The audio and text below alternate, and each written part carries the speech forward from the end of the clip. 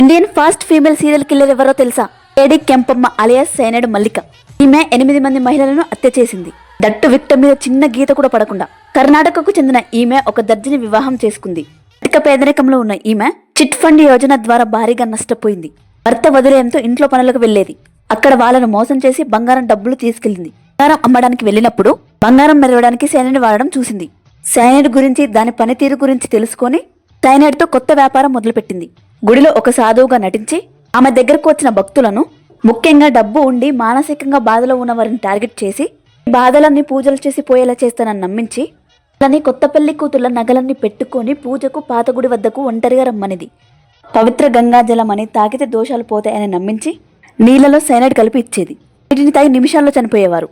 తర్వాత వాళ్ళ దగ్గర ఉన్న బంగారం నగలు తీసుకొని మళ్ళీ కొత్త అవతారంతో, కొత్త పేరుతో కొత్త ప్రాంతానికి చేరుతుంది. ఒకరోజు కాజేసిన బంగారాన్ని తాకట్టు పెడుతుండగా పోలీసులకు దొరికింది. పేరు మీద సైనైడ్ మల్లిక అనే సినిమా కూడా ఉంది. వీడియోని ప్రతి ఒక్కరికి షేర్ చేయండి.